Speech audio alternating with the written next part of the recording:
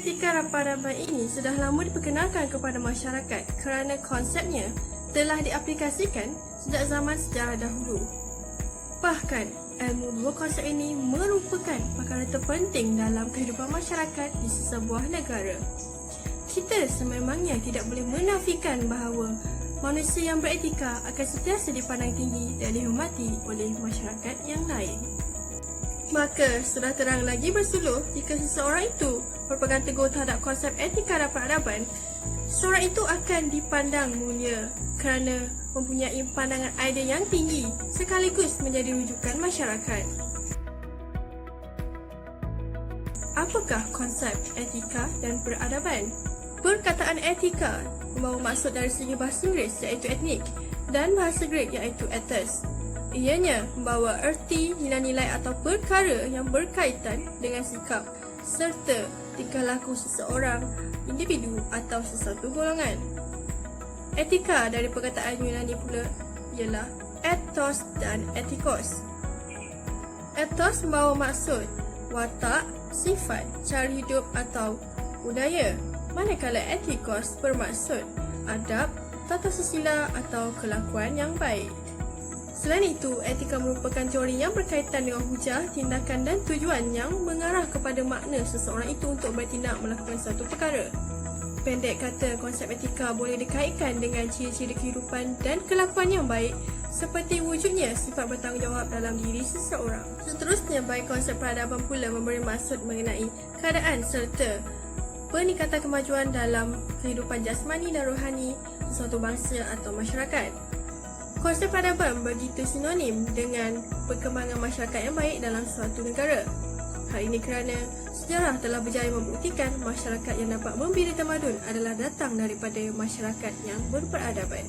Kemajuan yang diperolehi oleh suatu negara itu akan menjadi lancar sekiranya golongan masyarakat mempunyai adat dan moral yang tinggi seperti menerapkan nilai budi bahasa dan budi pekerti yang baik. Secara umumnya, etika dan peradaban ini dapat dibentuk melalui nilai, budaya, sejarah, agama dan juga tamadun bangsa Malaysia.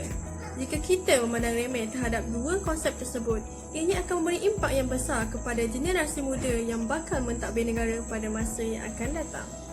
Justru sebagai rakyat Malaysia yang berintegriti, kita seharusnya menunjukkan teladan yang baik dan positif kepada masyarakat yang lain kerana etika dan peradaban perlu diberikan keutamaan. Ianya untuk membolehkan generasi muda lebih bersifat rasional, bersopan santun, berdedikasi serta menjadi seseorang yang berdisiplin. Oleh itu, ilmu etika dan peradaban perlu difahami dan dihayati dalam sesebuah masyarakat. Hal ini kerana dua konsep ini sememangnya tidak dapat dipisahkan dan ianya amat penting dalam membantu suatu negara untuk merealisasikan masyarakat yang mempunyai nilai murni yang tinggi. Seterusnya, saya akan terangkan tentang analisa menurut perspektif sejarah berdasarkan susul masa etika dan peradaban semasa zaman prakolonial. Zaman prakolonial adalah zaman di mana Malaysia belum dijajah oleh penjajah barat ataupun mana-mana penjajah asing yang lain seperti British, Jepun dan Belanda, atau ia juga boleh dikenali sebagai zaman tradisional masyarakat Melayu. Pada zaman prakolonial, masyarakat hidup dengan amalan tersendiri. Etika pada masa itu telah terjerma dalam tingkah laku serta kehidupan seharian secara formal atau tidak formal yang disebut sebagai adab, adat rasam atau adat istiadat. Elemen yang pertama ialah adab. Adab didefinisikan sebagai tingkah laku yang bagus atau budi pekerti yang mulia dan budi bahasa. Masyarakat yang beradab akan dilihat sebagai masyarakat yang telah maju dalam kehidupannya serta maju dari segi sosial dan budayanya. Sebagai contoh ialah adab dengan orang yang lebih tua. Ketika kita hendak lalu di hadapan mereka, kita perlu membongkokkan sedikit badan sebagai tanda hormat. Antara contoh yang lain ialah seperti masyarakat Melayu duduk bersimpuh dan makan menggunakan tangan kanan. Adab ini masih diamalkan lagi sehingga kini dan jika kita tidak beradab, ini akan menjejaskan imej keluarga serta dipandang rendah kerana adab ini melambangkan sebagai tahap perkembangan sosial. Seterusnya, elemen yang kedua ialah adat. Adat bermaksud peraturan yang sudah lama diamalkan sejak turun-temurun sehinggakan ianya menjadi kebiasaan pada sesuatu kaum atau masyarakat. Adat diambil daripada perkataan bahasa Arab yang bermaksud kebiasaan. Antara contoh adat resam yang diamalkan oleh masyarakat Melayu zaman dahulu yang masih diamalkan sehingga ke hari ini ialah adat perkahwinan seperti merisik, bertunang, malam berinai dan akad nikah. Selain itu, adat ketika ada kematian, biasanya ahli keluarga si mati akan membuat majlis tahlil. Kebanyakan adat ini diperolehi secara turun-temurun. Jika tertinggal, ini akan membawa buah mulut orang serta boleh menimbulkan fitnah. Seterusnya, adat istiadat pula membawa maksud berbagai-bagai adat, peraturan dan pelaksanaan dalam sesuatu upacara. Ianya kebiasaan dilaksanakan dalam sesuatu majlis dan bukannya dilakukan secara harian. Ia biasanya dilakukan dalam majlis formal iaitu majlis rasmi yang mempunyai tata cara yang diamalkan sejak zaman pra-kolonial lagi. Sebagai contoh, adat ini dilaksanakan sewaktu upacara di istana. Antara adat istiadat yang dilakukan ialah pelantikan dan pentabalan raja, adat melenggang perut dan pemasyuran raja muda.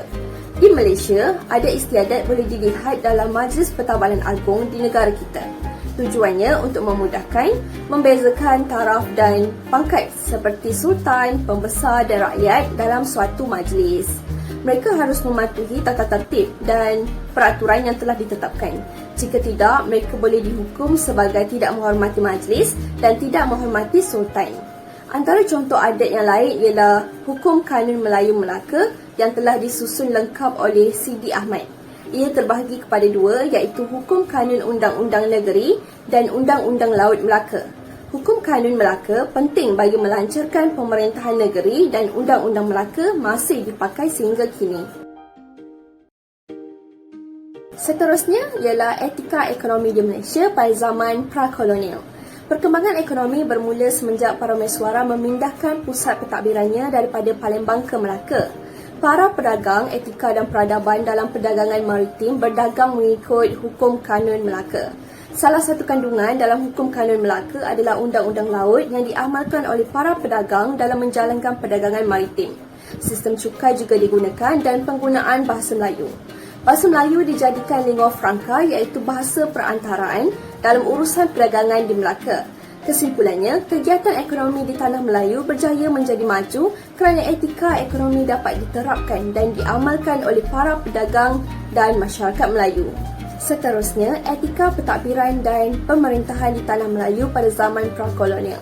Sebelum kedatangan Islam, sistem pemerintahan pentadbiran bercorak institusi pemerintahan beraja. Tetapi selepas kedatangan Islam, sistem pemerintahan mengubah corak institusi raja kepada institusi kesultanan. Sultan menjadi kuasa tertinggi dalam pemerintahan dan pentadbiran. Seperti yang kita tahu, sistem pemerintahan beraja di Malaysia merupakan salah satu pemerintahan yang unik kerana dalam kerajaan Melayu, Sultan dibantu oleh bendahara, temenggung, bendahari, laksmana dan penghulu. Oleh itu, sifat kesetiaan pada raja dan negara dapat dibentuk serta melahirkan ketaatan pada pemimpin. Setelah tamatnya zaman pra-kolonial, maka bermula zaman kolonial iaitu zaman negara Malaysia dikuasai oleh Eropah. Zaman kolonial telah berlaku di Melaka, Pulau Pinang, Singapura dan Perak bermula dari tahun 1824 melalui Perjanjian Inggeris-Belanda. Melalui perjanjian ini, British mempunyai kuasa untuk campur tangan dalam semua urusan tanah Melayu yang sebelum ini diuruskan oleh Sultan atau Raja-Raja Melayu. Bermula dari tahun 1970, ilmu kolonial daripada penjajah itu masih wujud. Namun, kerajaan mula menjadikan agama Islam sebagai panduan untuk memodernkan negara Malaysia pada ketika itu. Kolonial membawa erti penguasaan sesebuah bangsa ke atas bangsa lain sama ada melalui politik, ekonomi maupun sosial. Penjajah Eropah telah banyak memperkenalkan dasar atau pengaruh baharu kepada masyarakat Melayu bagi memperkembangkan pemerintahan mereka. Antaranya ialah dari aspek pendidikan, sosial, pemerintahan dan gaya hidup. Etika dan peradaban telah menjadi titik fokus dalam penjajah Eropah dalam mengubal pentadbiran negara Malaysia. Nilai dan etika adalah elemen penting dalam pengurusan dan pentadbiran. Kolonial membawa adab, adat resam mereka yang tersendiri yang disebut sebagai etika, etos dan etiket. Tiga perkara ini mereka telah laksanakan dalam kehidupan seharian termasuk dalam sistem pemerintahan mereka. Etika yang merupakan suatu kepribadian dan nilai-nilai akhlak yang bagus dan dijadikan suatu pegangan kepada individual dan masyarakat di Malaysia. Dengan penerapan prinsip etika, fahaman manusia kepada sesuatu perkara dapat dibezakan sama ada ia benar atau salah dalam konteks tanggungjawab. Dari perspektif Islam, etika amat penting kerana Islam menggariskan prinsip amanah, keadilan, kesaksamaan, tawaduk dan wasatiyah yang berlandaskan kepada Al-Quran dan hadis. Penghayatan terhadap etika dan peradaban yang lahir dalam kepelbagaian etnik masyarakat di Malaysia dapat mewujudkan masyarakat yang berpemikiran kritikal dan analitikal bagi menempuh kehidupan yang penuh onak duri. Maka setiap individu yang mengamalkan etika yang betul adalah sangat penting kerana ia merupakan asas dalam pembentukan negara Malaysia. Terdapat beberapa contoh etika yang dibawa semasa zaman kolonial dan masih dijadikan amalan sehingga sekarang. Antaranya adalah etika di meja makan, iaitu etika makan. Dalam masyarakat Melayu pada asalnya makan menggunakan tangan sahaja. Tetapi setelah kedatangan pengaruh luar, cara makan adalah menggunakan sudu dan garfu. Selain dari itu, mereka juga memperkenalkan etika berpakaian. Pakaian formal atau tidak formal yang sesuai dikenakan pada setiap tempat atau majlis. Pada asalnya, pemakaian bagi masyarakat kita, bagi lelaki adalah memakai baju Melayu dan bagi wanita adalah memakai baju kurung.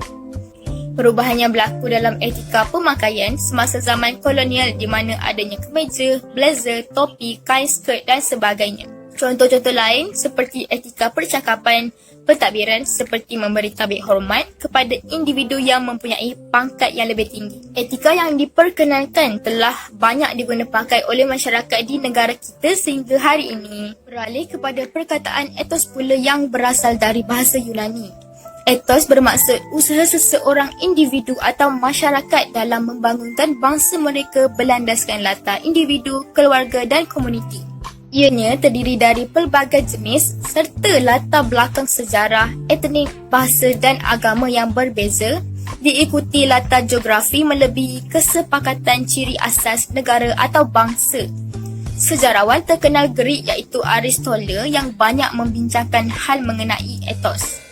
Menurut gambaran beliau, ethos ada satu daripada 3 mode of persuasion selain logos dan pathos. Unsur yang terakhir dibawa oleh penjajah Eropah ke negara kita adalah etiket. Menurut tokoh Islam terkenal, Hamka berkata etiket bermaksud tata cara, adat atau sopan santun dalam masyarakat beradab untuk memelihara hubungan baik sesama manusia. Etiket dan etika memberi maksud yang berbeza kerana etika kebiasaannya berkaitan dengan moral, manakala etiket dikaitkan dengan sopan santun. Adab berubah menerusi zaman menurut pertukaran zaman termaksud hukum, adat istiadat, adat lesam dan lain-lain. Beliau menyimpulkan bahawa etiket seseorang individu boleh berubah-ubah mengikut keadaan semasa, tempat atau pertukaran zaman selain daripada hukum dan adat istiadat maupun adat lesam. Istilah pasal kolonial ini merujuk kepada satu siri perubahan masa yang linear atau dalam bahasa yang lebih mudah, ia merupakan satu perubahan masa yang berperingkat-peringkat bermula daripada pra-kolonial, kolonial dan berakhir dengan pasca-kolonial. Dan secara literal pula, zaman pasca-kolonial ini membawa erti selepas zaman kolonial ataupun selepas zaman penjajahan, di mana sekarang kita boleh lihat Malaysia telah pun bebas daripada para penjajah dari negara-negara Eropah. Zaman pasca kolonial ini juga dikenali sebagai zaman era moden dan ini adalah kerana terdapat penerimaan variasi dan juga percampuran etika iaitu secara langsung dan tidak langsung oleh masyarakat pada masa kini melalui teknologi. Jadi seperti mana yang kita boleh lihat, campuran variasi daripada zaman pra-kolonial dan juga kolonial ini telah pun membentuk satu etika moden di mana ia terdiri daripada adab, adat istiadat, adat resam, etika, ethos dan juga etiket. Walaupun Malaysia telah mencapai zaman kemerdekaan iaitu telah bebas daripada zaman penjajah, akan tetapi nilai-nilai daripada warisan kolonial ini masih lagi diteruskan dan diterapkan demi untuk mengejar era modernisasi. Sebagai contoh yang mudah, etika berpakaian seragam ke sekolah perlu diikuti oleh para pelajar, dan pakaian formal ketika bekerja perlu diteruskan oleh para pekerja, di mana ia telah ditetapkan oleh sebahagian institusi pekerjaan di Malaysia. Selain daripada itu, para penjajah juga telah memperkenalkan tentang pemisahan pemerintahan, state dan agama church sebagai suatu asas kepada moderniti. Sebagai contoh, mereka memperkenalkan dan mengajar tentang worldview barat, iaitu tentang soal matlamat hidup, cara penyelesaian pengurusan masalah, dan mereka menolak segala worldview yang berasaskan pemikiran Melayu.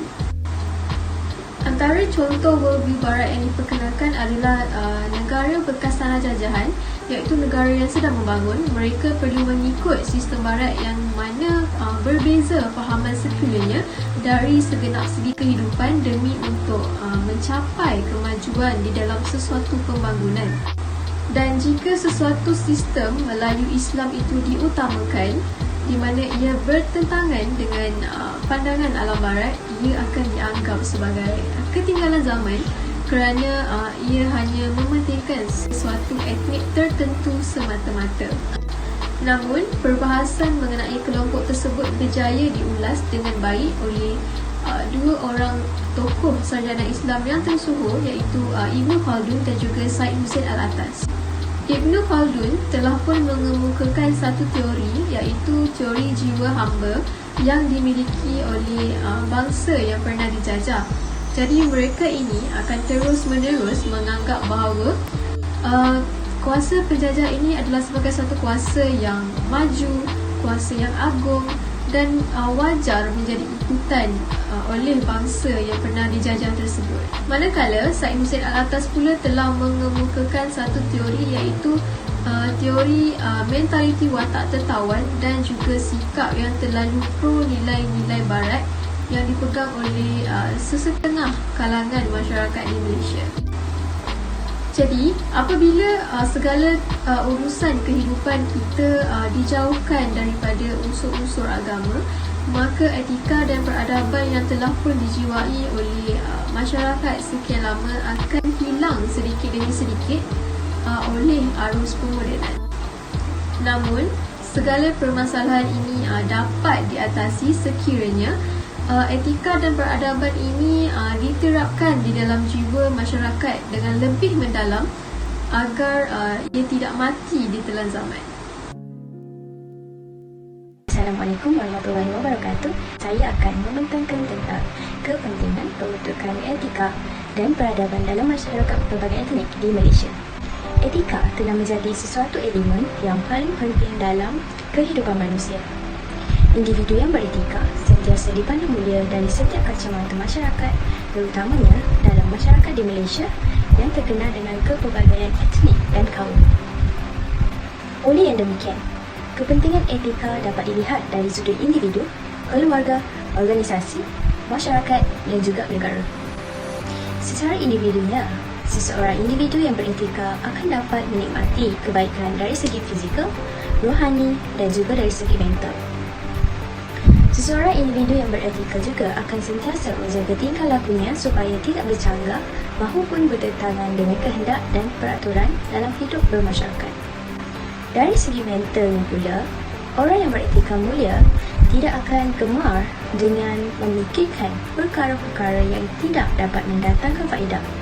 Manakala dari segi kekeluargaan, etika mendorong kepada sesuatu keluarga untuk mempunyai pelbagai amalan beretika yang tinggi, serta bukan hanya wujud perasaan tanggungjawab, ianya juga wujud dari segi rasa saling hormat menghormati antara satu sama lain. Sebagai contoh, pasangan suami dan isteri. Pasangan suami dan isteri yang beretika adalah pasangan suami isteri yang mempunyai sifat tolak ansur antara satu sama lain. Selain itu, bagi masyarakat dan negara pula, dengan adanya individu dan keluarga yang beretika tinggi, masyarakat dan sebuah negara juga akan turut mencapai ribuan faedah. Hal ini kerana sesebuah negara akan menjadi lebih progresif, aman, damai serta harmonis. Sekiranya amalan etika ini dapat diteruskan oleh sesebuah bangsa dalam sesebuah negara, maka negara tersebut akan menjadi terus maju dan berjaya di masa hadapan dan tidak akan lapuk dek zaman. Hal ini telah pun dibuktikan oleh beberapa sejarah di zaman yang lalu. Sebagai contoh, beberapa tamadun agung yang pernah mengukir nama pada suatu ketika dahulu akhirnya tumpas dan seterusnya lenyap dan disebabkan oleh pemimpin serta ahli masyarakatnya yang tidak bermoral dan tidak mengamalkan amalan etika pada masa tersebut. Hubungan etika terhadap masyarakat perlulah diambil berat dan amat penting diamalkan dalam diri seseorang individu. Contohnya, individu tidak seharusnya melakukan perkara yang tidak baik dan juga yang bertentangan dengan norma bermasyarakat seperti mencuri, merubung serta melakukan aktiviti vandalism. Amalan etika yang baik secara langsung dapat membentuk tingkah laku seseorang yang berfikiran positif. Manakala bagi seseorang yang bertingkah laku negatif akan menunjukkan sifat seorang individu yang tidak beretika. Oleh itu, etika amat memainkan peranan yang penting dalam kehidupan harmoni seharian dalam sesebuah masyarakat, terutamanya dalam masyarakat yang mempunyai pelbagai etnik seperti masyarakat di Malaysia. Seterusnya, bagi cabaran dan langkah-langkah kerajaan dalam mengekalkan norma-norma kehidupan sejahtera masyarakat pelbagai kaum di Malaysia. Seperti yang kita ketahui, Malaysia terdiri daripada pelbagai kaum, bangsa dan agama. Oleh sebab itu, terdapat banyak cabaran yang kerajaan perlu hadapi dan langkah-langkah yang mereka laksanakan untuk mengekalkan norma-norma kehidupan sejahtera masyarakat pelbagai kaum di Malaysia. Antara cabaran yang perlu dihadapi adalah mengekalkan perpaduan dalam masyarakat di Malaysia. Hal ini kerana agenda perpaduan sentiasa dititik beratkan disebabkan dengan bersatu hati kita dapat membina sebuah negara yang aman damai. Oleh itu, kerajaan perlulah melaksanakan kempen yang melibatkan penyertaan pelbagai jenis kaum agar perpaduan antara kaum lain di Malaysia ini bertambah erat dan keamanan negara terus terjamin. Selain itu, perasaan prasangka dan ketidakpuasan hati antara pelbagai etnik dalam sesebuah negara juga merupakan salah satu cabaran yang perlu dihadapi oleh kerajaan Malaysia. Sebagai contoh, dalam insiden seorang pengetua sekolah menengah dan penolong pengarah sebuah agensi kerajaan didakwa kerana mengeluarkan kata-kata berbau resis, iaitu mereka menyatakan bahawa pelajar Cina tidak diperlukan di negara ini dan boleh pulang ke negara mereka. Oleh sebab itu, kerajaan perlu menegaskan perkara ini kepada setiap masyarakat dan salah satu caranya adalah dengan melakukan iklan di media sosial ataupun poster agar masyarakat lebih menerapkan nilai-nilai yang baik dan menghormati orang lain tidak kira kaumnya. Di samping itu, cabaran yang kerajaan perlu hadapi adalah penubuhan sekolah yang berbeza kaum. Dengan ini, kerajaan boleh mendedahkan lebih tentang keunikan kaum lain kepada generasi muda agar mereka tahu bahawa berkenalan atau bergaul dengan kaum lain itu sangat menarik dan menyeronokkan. Berdasarkan analisis yang kami lakukan, kami telah banyak meneliti dan memahami tentang kaitan antara etika dan peradaban yang berlaku di Malaysia dari zaman pra-kolonial, kolonial dan pasca-kolonial. Etika diletakkan setaraf dengan agama dan kepercayaan sejak awal peradaban manusia. Etika dan peradaban juga penting untuk memastikan sebuah keluarga itu berkembang dengan baik dan melahirkan individu yang berguna kepada masyarakat kelak. Adat resam dan adat istiadat sudah menjadi sebahagian dari hidup kita sebagai masyarakat di Malaysia ini. Hal ini kerana kita masih dapat lihat ramai orang Melayu di Malaysia ini melakukan aktiviti merisik atau bertunang meskipun kita semua sedia maklum bahawa semua itu tidak wajib dari segi agama. Dalam pada itu, Malaysia terdiri daripada masyarakat yang berbilang agama dan kaum yang menyebabkan negara ini terkenal dengan pelbagai budaya dan kepercayaan. 3 kaum utama di Malaysia ialah Melayu, Cina dan India, di mana Melayu merupakan kaum yang terbesar iaitu 54%, diikuti dengan kaum Cina sebanyak 25% dan akhir sekali kaum India dengan 7.5%. Oleh sebab itu, etika dan peradaban amat penting bagi mengekalkan keharmonian dan keamanan negara Malaysia kerana kita terdiri daripada pelbagai kaum dan agama. Seterusnya, saya akan membincangkan tentang cadangan etika dan peradaban menurut acuan Malaysia. Etika sesebuah negara terwujud dengan tujuan bagi melahirkan suasana aman, damai serta harmoni, terutamanya dalam kalangan penduduk majmuk. Sebagai sebuah negara yang maju, Malaysia perlulah membawa imej yang baik dengan kepelbagaian kaum yang telah wujud di Malaysia. Kajian daripada Abdul Rahman pada tahun 1988, suatu analisis telah pun dihasilkan iaitu nilai keinginan bagi menjadi negara yang maju adalah merupakan keinginan bagi masyarakat Melayu, Cina serta India. Ketiga-tiga etnik di negara Malaysia ini masih mengekalkan etika serta peradaban masing-masing di dalam Malaysia. Berdasarkan kajian penulisan dan huraian bagi tugasan ini, kami menegaskan dan bersetuju bahawa konsep nilai etika dan peradaban adalah sangat penting di dalam pembinaan sahsia dan juga jati diri bagi seseorang individu di Malaysia. Oleh itu, bagi mencapai tujuan tersebut, kami mencadangkan beberapa idea atau jalan penyelesaian yang berpotensi tinggi untuk menjana rakyat yang bertamadun serta aman dan harmoni. Antara cadangan yang boleh dilakukan adalah cara bagi menerapkan nilai-nilai etika dalam jati diri pelajar sekolah. Hal ini kerana penerapan nilai etika dan juga moral bukan sahaja merupakan proses pengajaran dan pembelajaran semata-mata, tetapi ianya juga perlulah ditekankan di luar sesi pengajaran dan pembelajaran, serta ianya perlu selari dengan falsafah pendidikan kebangsaan.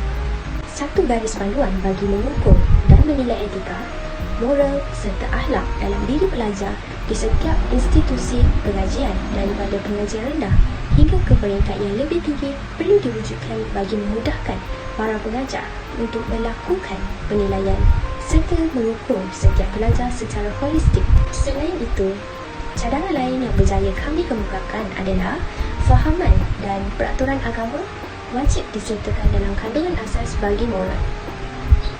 Secara amnya, kandungan asas moral mengikut acuan Malaysia merupakan konsep insan bermoral yang dibentuk oleh 3 elemen, iaitu menjadikan Islam sebagai agama teras, falsafah moral dan etika menurut acuan negara serta konsep insan bersepadu. Kesimpulannya, ajaran dan peraturan agama perlu diterapkan di dalam kandungan asas moral pada setiap individu.